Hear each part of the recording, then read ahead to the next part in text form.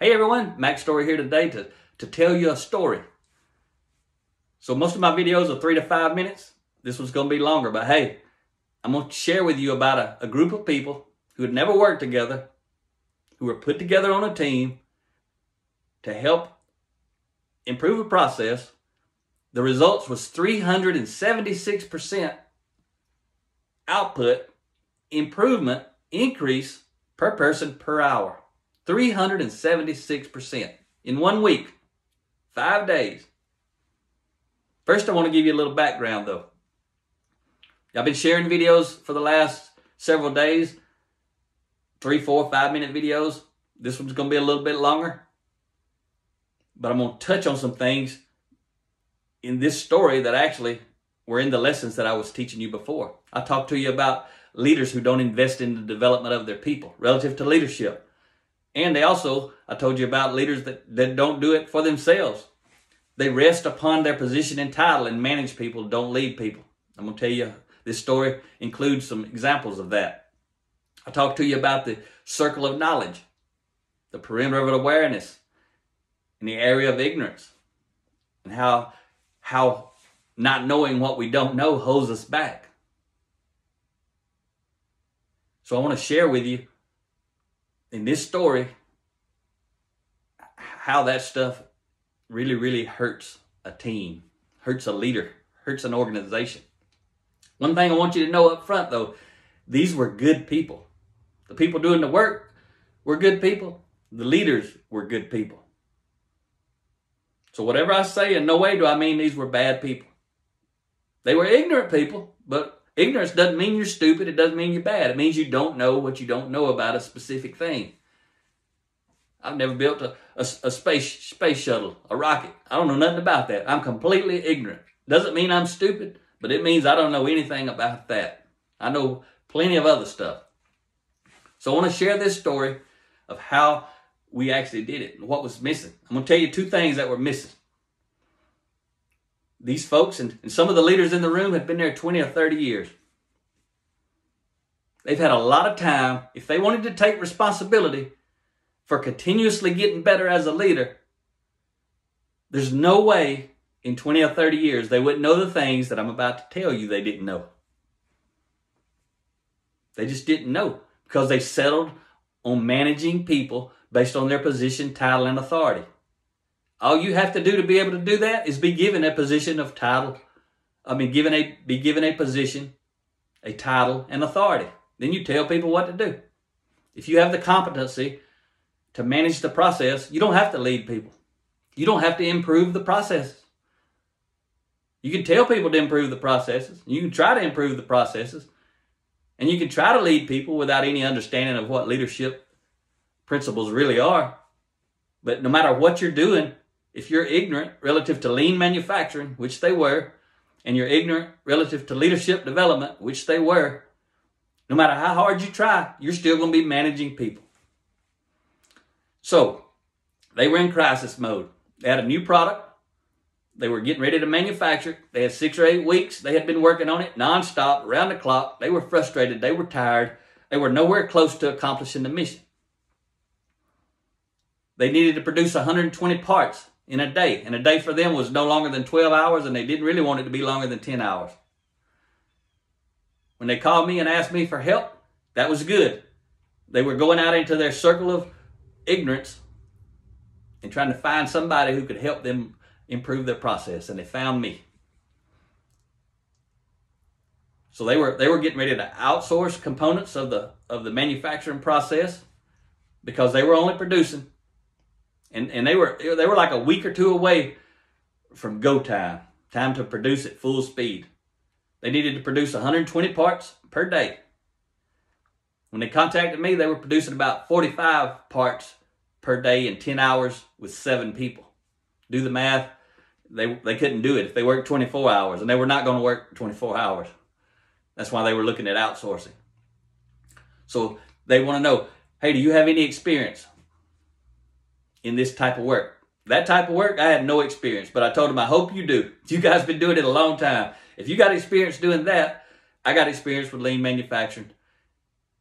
in leadership development. See, I was ignorant to what they were doing, but they were ignorant to what I was doing. So if we're willing to work together, that's called synergy, we can accomplish some amazing things. 1 + 1 doesn't equal 2. 1 + 1 in this case equal 4, 5, 10, actually 120. All right? So I tell the leader, the top leader, one who had brought me in, I said, this is a group of people I need. Make sure I got an operator from the area we're going to be focusing on. Make sure I got an engineer on the team. Make sure we have the top leader of that facility on the team. Make sure we have a maintenance person. Quality. Someone from a front office who's never been in this facility. Make sure we got them. Get 6 or 10 people like that. We can make it happen. They didn't believe me, but they had hope, and they needed some help. So I show up on Monday, and I didn't do what most lean consultants do. Most lean consultants show up on Monday when they're doing a 5-day event like I was doing, a Kaizen event, and they start teaching lean principles right off the bat because they got to accomplish the mission. So they got to teach these folks some lean stuff and go accomplish the mission. That ain't what I did, though. But when I walked in, that facility manager, the top person over the whole facility, he was frustrated. He was angry. He told me, Mac, I don't want to be in here. I'll be honest with you, what he was saying. He said, I ain't slept in weeks. This thing has me stressed out. I'm frustrated. This team could be doing a whole lot more if they were out there focused like we have been for the last 6 weeks. And he was just being honest. And I love that kind of honesty. I said, just hang with me. The mission you've been trying to accomplish for all these weeks, we're going to do it this week. And I knew because I was responsible. Now, he was no longer responsible.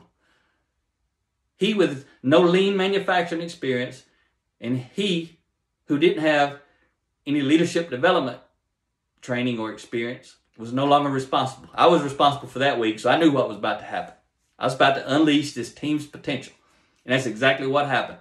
I walked in, taught them about 4 hours on Monday morning, personal growth and development, leadership stuff. Get the mindset right so we can work together and we can accomplish the mission.